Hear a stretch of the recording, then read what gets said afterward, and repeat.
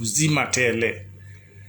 So mi nashukuru kwa sababu mi mzima sasa, mi buheri wa afya, na nashukuru Mungu kwa hayo yote, and I hope watu wote ni wazima na mmeanza Ramadhan iliyo na heri njema, iliyo na baraka.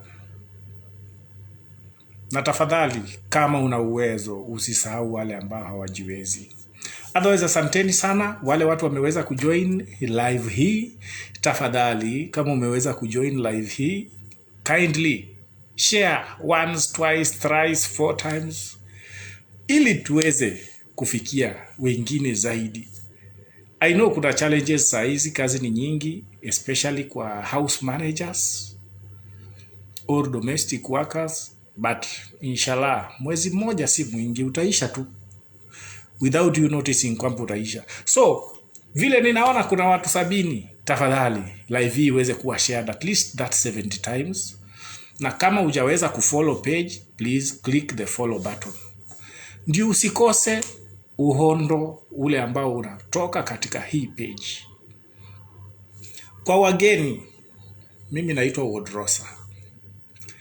Jina langu la utani ama jina langu la page Mr. Labor. Ukiniita hiyo ni sawa, kwa sababu niliambiwa Wodrosa ni kubwa sana, ni ndefu sana. So Wodrosa or Mr. Labor. So iko aje? Nafikiri muliona whatever I posted in the morning.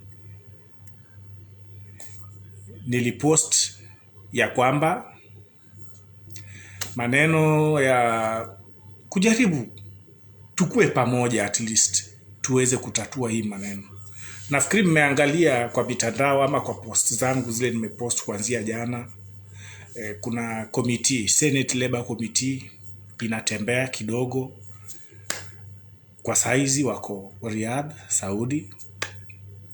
Na leo tumekuwa na nafasi, even if it is virtually, because kwa sababu ya mambo na corona, kuna watu wengine kama sisi we cannot travel easily, but virtually mambo haikuwa mbaya. Kuna wafanyikazi waliweza kukutana nao na wakaweza kuelezea changamoto zao, na bado kuna siku zingine 2 bado za kujaribu kuona kama wanaweza kukutana na wafanyikazi 2, 3, ingawaje kuna changamoto kwa sababu ya mambo na corona.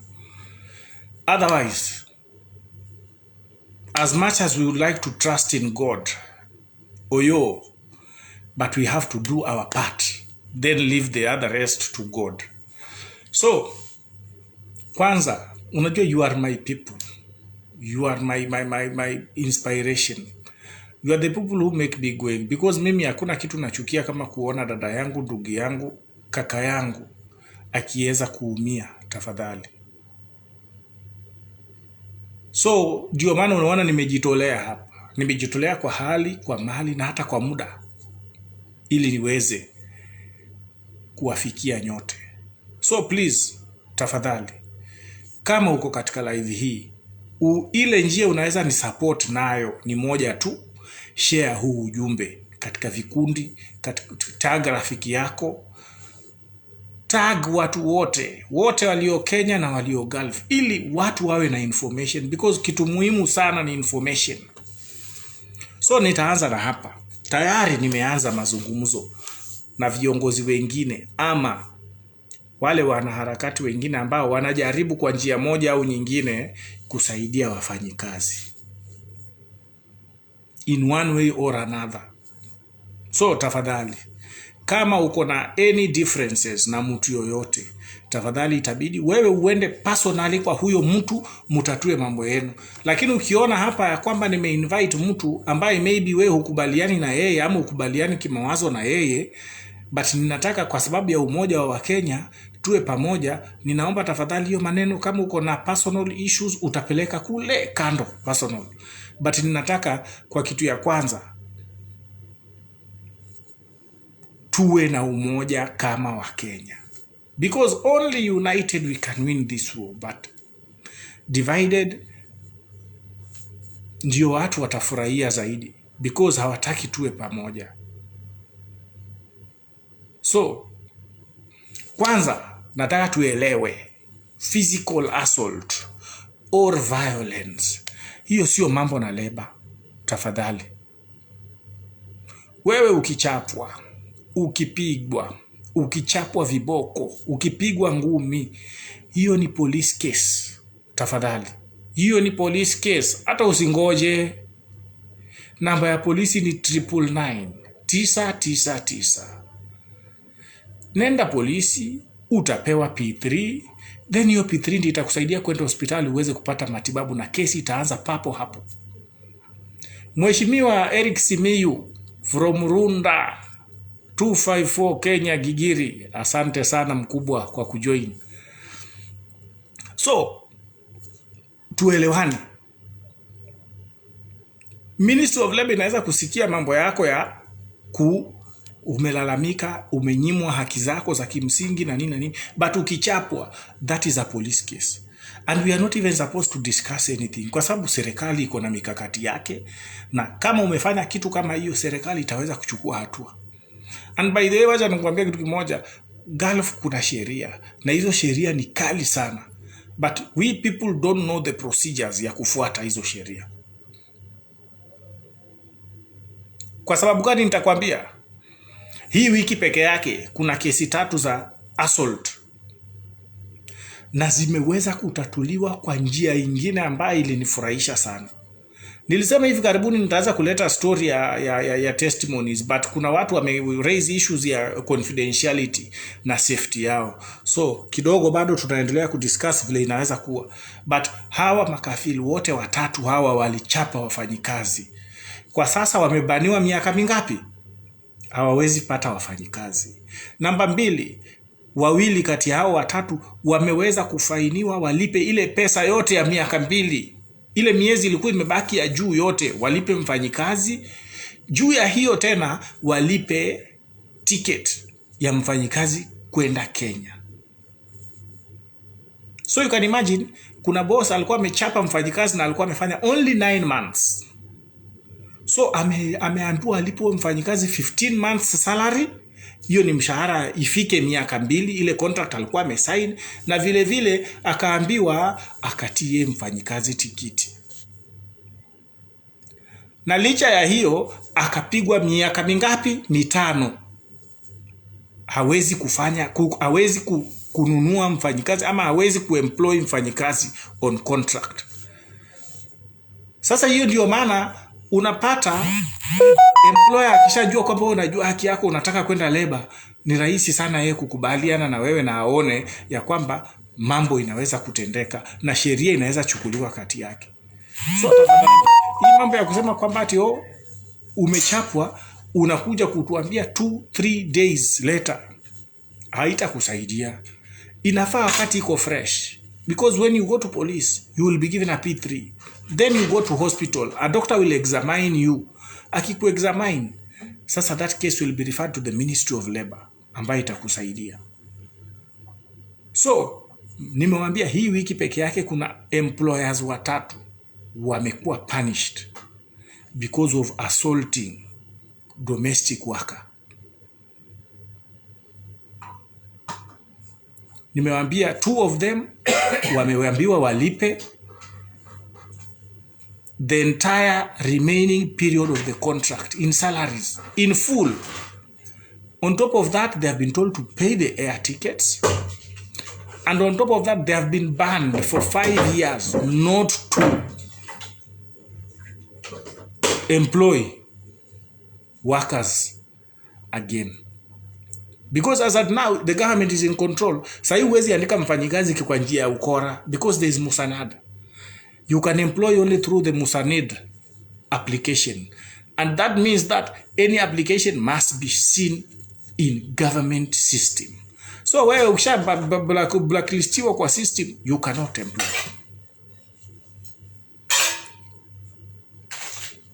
But let me just ask you guys. Sasa na wewe mfanyikazi, je, kama wewe ndio umekiuka haki? Because unajua as much as uko na haki zako kama wewe mfanyikazi, vile vile tajiri yako na haki zake.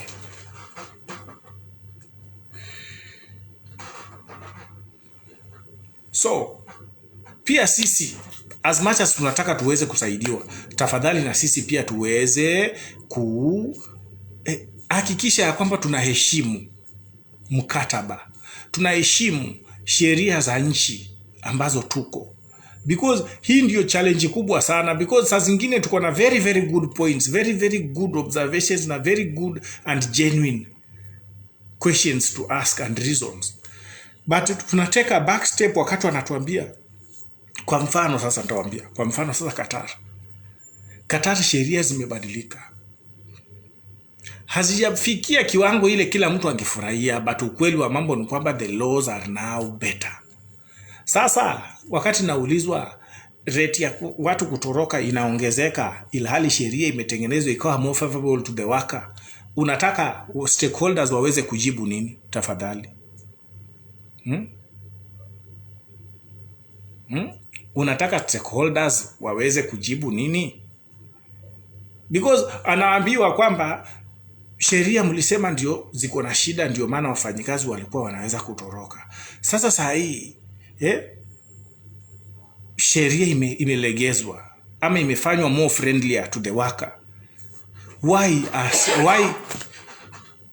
Kwa nini mambo kama haya bado yanaendelea?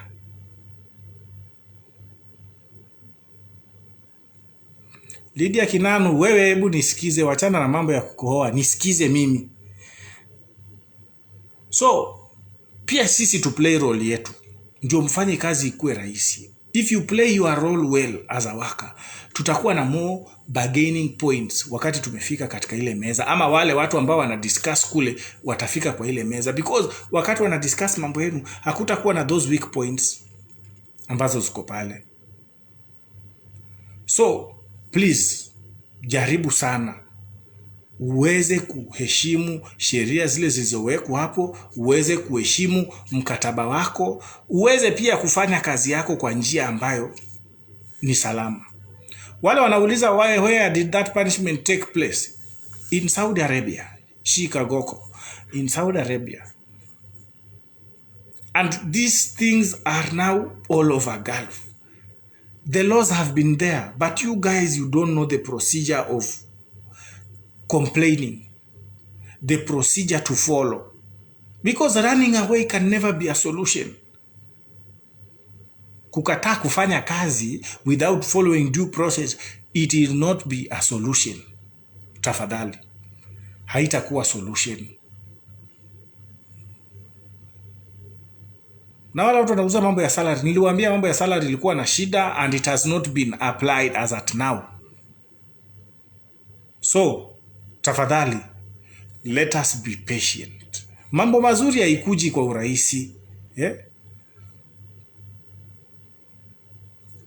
Mambo mazuri haikuji kwa urahisi. Wale watu wanasema screen yangu ni mbaya, maybe your phones are the ones which have problems, because other people are very okay with what I'm doing, or I don't know what is the problem.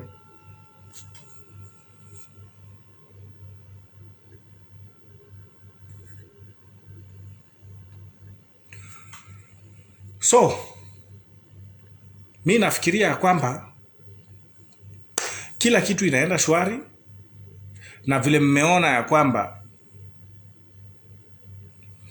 huyu ambaye anasema we implemented the laws on papers, no action, because people are still suffering to employ us mistreatment. Betty Kamau, what action have you taken? Wewe kama Betty Kamau, you as an individual, niambie kesi ambayo wewe kama individual Betty Kamau umepeleka na ikakosa kutatuliwa. Because you guys talk, but we only talk on social media. Now today I've given you example, real-time examples with names. Sasa wewe kama Betty Kamau, I would be very happy wakati unasema kwamba these are only on papers, because me as Betty Kamau, I went and did this and I was not helped by the Ministry of Labor. That way I will hear you. So tafadhali, problem yetu kubwa ni lack of information. Wewe unatoka pale Kenya, umeambiwa na agent ya kwamba umepata kazi Saudi Arabia. Wewe you are just too overwhelmed even to ask the hard questions. Hutaki hata kuuliza maswali. Wewe sasa kazi yako ni naenda kupanda ndege. You are not thinking of sasa ukishapanda ndege ukifika huko what happens after that. That is why problem inatoka from Kenya pale. Ndio maana niliwaambia we are putting together heads. Wale watu wanajaribu kusaidia. Tuone ya kwamba tunaweza kusaidia aje. Na tayari tumeanza na tumeanzia from the root cause where it is in Kenya. So as we speak, the National Employment Authority is in discussion with very many stakeholders, including me and other people in Gulf who are trying to see the solutions we can get here. But hii yote tukifanya na wewe bado unaendelea kukiuka sheria, it will all go into waste. So sahi agencies kuna regulations ambazo zinawekwa, miongozo ya kufanya kazi ambayo itawekwa. Because as at now employment is through the Musanida app. So that wewe ujue kabisa unaenda kuexpect nini. Si ati unakuwa promised heaven ukiwa Kenya, ukifika huku unapata mambo ni different kabisa. No.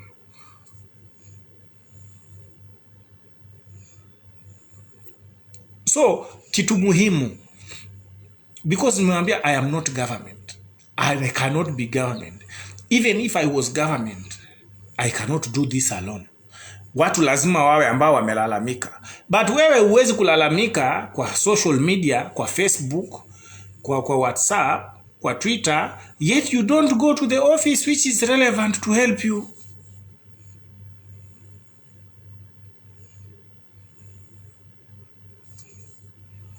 So please, tujaribu kujisaidia wenyewe kwanza, ndio tuweze kuitisha usaidizi.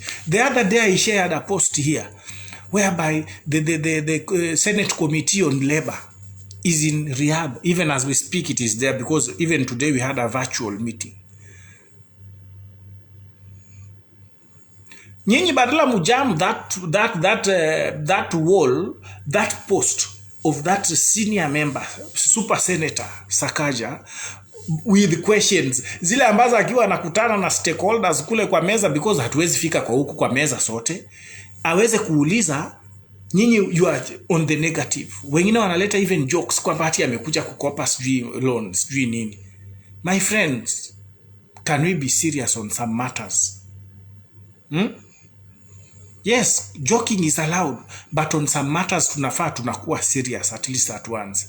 Because ukweli wa mambo, wewe unaweza kuwa uko mahali pazuri, but kuna mtu ambaye I know anaumia mahali yako na anahitaji sana kazi.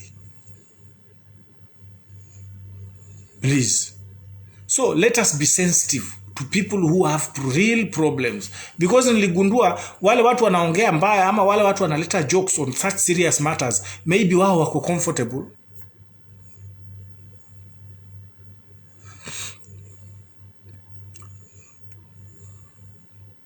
Helen Wari unasema about Pauline Wanjiru Ndung. I don't know if I've heard of the case, but you can always you are always welcome in my WhatsApp and ask.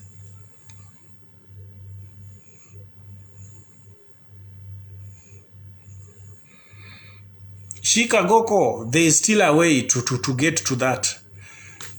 I wouldn't tell you the tactics we use, but if you need more information, please just come. You are free to come and talk to me in my inbox. My number is on this page. Kama uja follow hii page, click the follow button. Ndio wakati tunaenda live uweze kutupata. Vile vile katika hiyo page information kuna namba yangu ya simu hapo. Jaribu uweze kutuma ujumbe hapo na utaweza kujibiwa. Na ninaomba mkuwe wavumilivu sana, because wakati unatuma message ninapokea simu zaidi, ninapokea message ama short text messages around 2,500 per day. I am also a busy man. So wakati unaona kidogo nimechelewa, usikue na ile haraka ya kunijaji please, kwa sababu I deal with a lot of issues ambazo zinafaa kusaidika. Betty Kamau goes again here. She says, we cry for help in times. Again, she uses we. We cry for help in times of problems, but the people office are...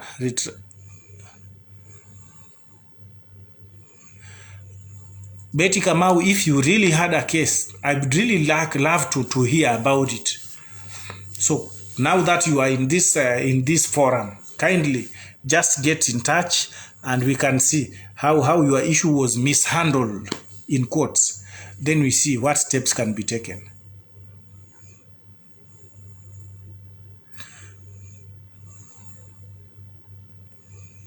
Wale watu wanaongea mambo ya Wi-Fi. The contract only says about communication. Those are the things we are trying to amend. By the way, a standard contract is on the way coming. Because ile contract ilitengenezwa miaka sijui 30 na ngapi iliyopita. So imepitwa na wakati. So we are formulating a new standard contract. Wakati all stakeholders watakubaliana, then itakuja. Because unaona vitu kama Wi-Fi asijakuwa explain, imekuwa tu explain kwamba communication. Your employer anafaa kukupea access to communication to your family. Na haijasema upewe muda gani. So it is quite a challenge.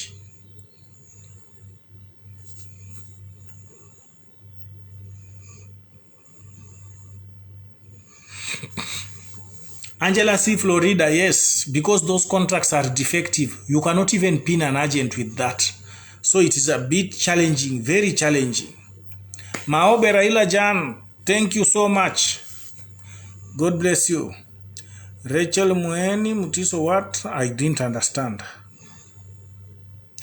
Boss akitoka na anakuambia uende kwa msichana yake, wewe wenda huko at your own risk, because wewe tayari contract yako inakueleza vizuri sana in black and white. Na uzuri Kenyans, hakuna Mkenya ajui kizungu hata ile kidogo. Your employer imeeleza vizuri sana. Wewe ukienda kule bahati mbaya uumie, do you know that you will not be paid anything? So anza kufikiria pia on the negative. What if something happens? Because insurance itakuja kuangalia kweli uliumia wapi. Then when you have got injured in a place ambayo sio mahali pako pa kazi, it becomes a challenge to pay you or to compensate you. Hatuombi mabaya, but those are things which happen. They have happened before. We had ladies who the same day, 17 of them, same day waliingia Saudi Arabia, same day wakapata ajali. Wakiwa wametoka tu airport, wanaenda kwa ofisi, wakapata ajali. 17 of them. Luckily 12 of them hawakuumia na majeraha mabaya sana. But 5 of them suffered serious and multiple injuries. Na wakakuwa paralyzed for good. Out of the 5, 3 have already traveled back to Kenya. We still have 2. Because one was in ICU for around 1 year, 6 months. They are still waiting for compensation. It is a process, and it is a very long and tiresome process. So you can imagine how watu si ati wanafanya kazi wako Saudi almost 2 years, but they have not even earned even a salary hata ya siku moja hivi. So jaribu kuimagine hivyo, wewe sasa umetoka unaambiwa uende kwa dadake boss, alafu kitu kama hiyo ikutendekee. Who pays you? Tuanze kufikiria on that aspect. Who pays you?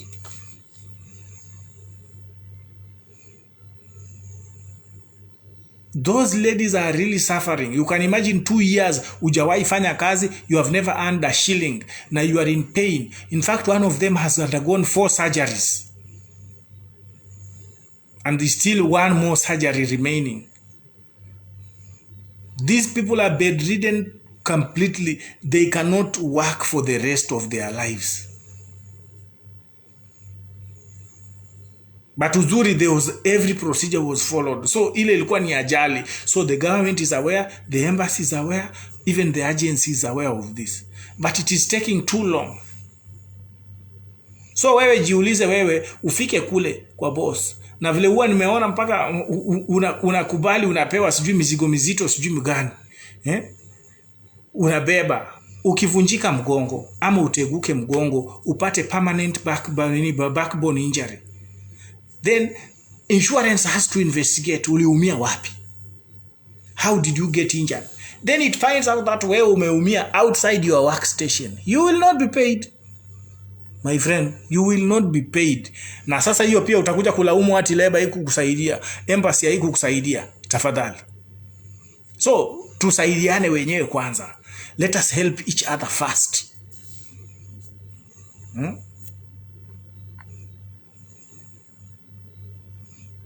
Anwa Huro, after this, get me.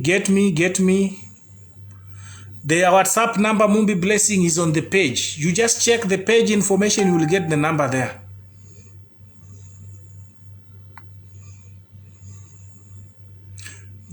Karika J, you can voice message, but please short messages.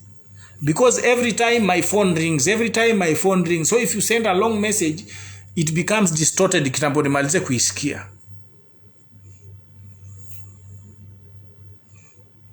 Florida na kuona hapo. Emily Olo anasema mimi pia niko na shida ya salary ya 4 months na wamekataa kunilipa hata shopping wanani pay. Na dawa ya mgongo wanipei. Chakula ndio wananipea and it has been 3 months with back pain.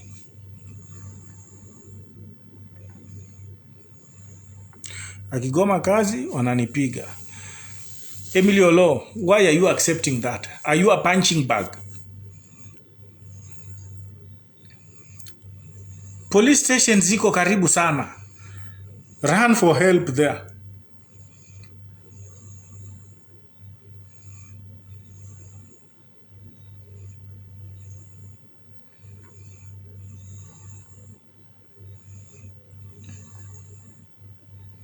Lily Jebteting, contract yako kama iliandikwa hiyo 1500 you are supposed to be paid that. So, ninawaomba tafadhali, wakati maswali mengine inakuja, ninawaomba kwa unyenyekevu sana, tushikane, tuweze kuwa kitu kimoja kama Gulf. Because tumejaribu kuongea na government. Yes, government inauliza nini? Inauliza a formal setup, a formal organized way ya kucommunicate na wao. So, as we speak, tunajaribu kufanya a formal setup whereby we can engage in a formal in a formal way, ile ambayo itakubalika. So, ninawaomba wakati ambapo tutakuja hapa tunahitaji support, because it will not be me alone again, because nimegundua pia I cannot work alone, I cannot work in isolation. I've seen a lot of people who can help with great minds, great ideas here. You have to come on the table, because mimi nataka domestic worker mwenyewe ajisemee shida yake. Sitaki mimi niseme kwa niaba yako. Ninataka wewe mwenyewe upate nafasi ujisemee ni nini ambayo unaona inafaa kubadilishwa, ni nini ambayo inakuwa ni nini ambayo inaweza kukusaidia kimaisha. And it's not only about domestic work, it's about migrant workers. Because I know Lebanon kuna shida. Qatar is doing very well in terms of labor reforms, but there's still more ground to be. There's still more ground to be covered. So please, it is the entire Gulf region. But first, the most important thing is giving you and equipping you with information. Because watu wengi wanaumia because of not knowing what they are supposed to do. Not knowing the procedure which you are supposed to take when it is when something happens. Because it is so much a problem, because when you guys take the wrong step, inakuwa ngumu sana wewe kusaidika. Kwa mfano, wewe useme unataka kutoroka, utoroke. Hata kama ulikuwa na a valid point, if you had a valid problem, it becomes null and void, because when you go to government, first wataangalia records. When they check in the system, you have a police report already. It becomes too much. It becomes a problem. So please, vile tunaomba tuweze kusaidiwa, na sisi pia tuweze kusaidika, tuweze kujisaidia wenyewe kwanza. Wewe kwanza jisaidie kwa kuhakikisha ya kwamba wewe unafikisha hii ujumbe kwa mtu mwingine. Because mimi sitakuwa hapa forever. By the way, I think it's only this year that I'll be around, because I'll be doing other things. And I need to mentor people ambao wanaweza endeleza this initiative, because I wouldn't want it to die just because I am not there. But it is not easy to run such an initiative. Why? Because it's expensive, it's time consuming, it needs a lot of research also. Sasa wewe kama hutafika mahali ambapo pia wewe unaweza saidia mwingine, unataka nani asaidie wengine kama wewe kama mimi sitakuwa? It becomes a problem. Especially kuna kitu inaitwa runaway. Hii runaway is a very very big problem. We are trying and see tunaweza saidia aje. Na kusaidia hii kitu ya runaway inataka resources. Because when you go to government you have to go with the solutions also. Unasema shida na una propose solutions. The first thing ya kuweza kumalizana na hii runaway ni kuprovide safe houses. Because mtu atapata shida, anataka kwenda kuripoti kesi, but hakuna mahali wanaweza kuwa housed. The embassy doesn't have those resources to have that safe house. Nyinyi mnaangalianga Filipinos vile their embassy is very strong. The way they have structures, the way wamejipanga kwa vyama tofauti. Na hizo vyama zina run vizuri sana, hazina siasa ile tunakuanga nayo sisi wa Kenya.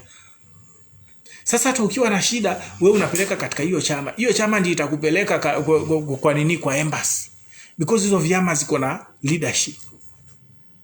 But sisi Mkenya akijaribu kuleta Wakenya pamoja, inaanza kupigwa vita even before it blossoms to become something big. It is not easy to come here and talk to people and make people listen to you. Si rahisi. So, soon we are coming up. Na maybe sitafikia watu wote wale ningetamani nifikie, but wale wachache nitafikia. Ninawaomba tafadhali tuweze kusapotiana. Na tujaribu kuavoid hizi vitu zinatendeka hapa nje. I am not happy. Watu wanapoteza maisha. Watu wanakuwa wagonjwa huku nje na huwezi tibiwa. Why? Because of lack of documents. Hii vitu sijui tunaweza kutafuta namna gani.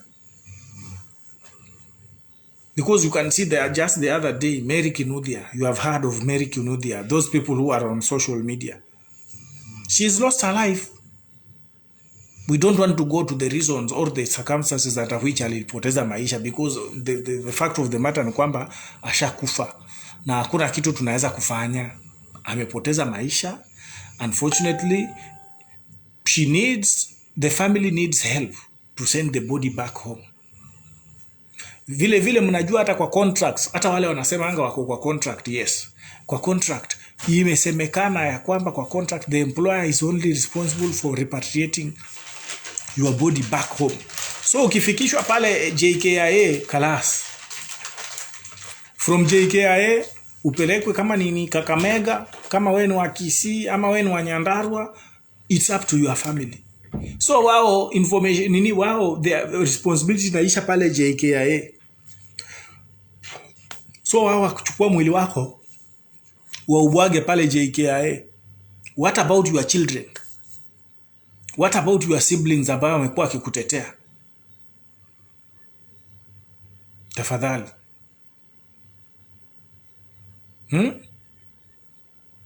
So tusaidieni ndio sisi pia tuweze kuwasaidia. Mnaweza tusaidia aje? Kwa kuheshimu sheria. Kwa kuhakikisha kwamba hii live wewe umeweza kushare. Sasa maybe nikiangalia nitakuta live imekuwa shared maybe mara 30, but watu wako hapa 200. You see the challenge. Don't ignore that one share you have done. That one share is very very important. Hiyo share moja yako inaweza vutia watu wawili. Na wewe utakuwa umeplay role yako, kwa sababu utakuwa umeempower watu wawili na information ambayo hawakuwa nayo. So mimi ile kitu naweza kuwaambia ni Mungu aweze kuwabariki. Sitaki kuwabona mambo mengi. But nilikuwa ninaomba kama uko na uwezo, because I know some people have wifi, tafadhali weza kusubscribe katika YouTube channel. Kwa nini nasema muweze kusubscribe katika YouTube channel? Mkisubscribe kwa YouTube channel ikifikisha a monetization stage, hata mimi nikaenda, the people who will come and run this show, the people who will come and run this program, hawatapata challenges za finances, data, nini ya kuendelea na issue. Because mimi ninaweza kuwa ninajiweza kipocket, but maybe yule mtu nitaachia atakuwa hajiwezi, hataweza kuafford data, hataweza kuavoid good cameras za kuendelea kuwaonesha vitu kama hizi ama kuwaelimisha. So nataka niwache kitu ambaye inaweza jitegemea, hata kama ni mtu ambaye hana, anaweza kuja, so long as akona information kwa mind yake anaweza kuja. And the only thing ni kuwaomba tu muweze kusubscribe katika hiyo YouTube channel, iweze kuwa na subscribers wengi, ndio wakati ambapo nina stream hapa, I can stream at the same time katika YouTube channel. Vile vile, kwa sababu sasa hivi najua watu wengi sana hawako online, kwa sababu sasa hivi ni Ramadhan na kuna kazi mingi. So kwa hii mwezi ya Ramadhan, live zote zikiisha, nitakuwa na upload that video ya hiyo live kwa YouTube. So mtu yoyote yule anataka kwenda kucheck live, nitakuwa na hakikisha ya kwamba immediately after kukua live, I will be sending that live to YouTube, so that please we can have viewership, ndio tuweze kupata viewership na channel yetu iweze kuwa monetized. That way hata nikaenda ama nikienda mahali pengine naweza kusaidia.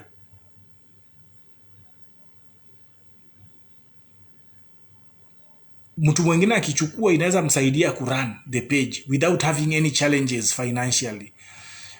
Kama wewe you have a genuine case, Claire Benson, kama wewe you have a genuine case, please just bring it forward to me confidently, na tutaweza kujadiliana na tutaweza kukuguide mahali unaweza enda upate usaidizi, ndio tuweze kusaidiana. Wale watu wanauliza namba yangu iko hapo kwa page information. Ukienda kwa page information, kuna mpaka namba, kuna mpaka email address. Then there is that follow button. Tafadhali finya hiyo follow button uweze kunisaidia. Watu wa security, wale walikuwa wameapply job ya security, hii wiki interviews will take place inshallah. Cleaners, tayari recruitment ishafanywa, and I believe there should be 13 more people who are still needed. So kama wewe unahitaji kazi, vile vile kazi ziko tu pale kwa YouTube channel. Uweza kusubscribe pale, uweze kuangalia kama kuna kazi ile wewe unaona unaweza kufaulu. Jaribu bahati yako, but kumbuka mimi sio agenti.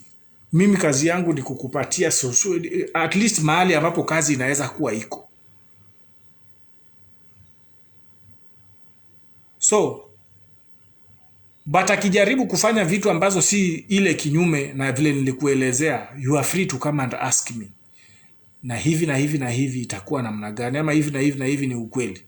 So please, your brother, your sister, because ninajua watu wengi sana Kenya walipoteza kazi, especially after this lockdown, the latest one.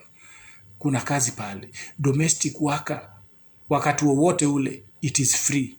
But when you are coming to Qatar, lazima ujishughulikie documents zako zote. That is good conduct. You must have a passport, you must cater for your own medical, and you must cater for your corona test. Vile vile, Saudi Arabia, you need a domestic worker job. It is free of charge. You are not supposed to pay even a shilling. Na please, wale watu wanakuja door to door, please do your investigation before coming, because hiyo ni mojawapo ya challenge kubwa sana tuko nayo sahi, na we are seriously reviewing if we are going to continue supporting workers to go for this door to door jobs, because imekuwa a source of problems na a source of suffering for very many workers. Tafadhali.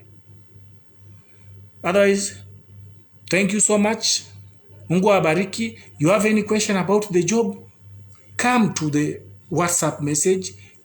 Text me starting with the word job. Hiyo video kama hujapata information yote ya hiyo job, hiyo video iko kwa YouTube. So go to YouTube, search migrant workers in Gulf region. Iko na logo tu kama hii ya teamwork red. Watch that video, then chagua ile job unataka, then come to me and tell me this job. Kama itakuwa iko nitakudirect vile uta apply na vile utaweza kuwasiliana na agent. Otherwise, thank you so much. Mungu akubariki na Mungu abariki wale wote wameweza kushare. Kama hujashare kwa mara ya mwisho na kuomba weza kushare.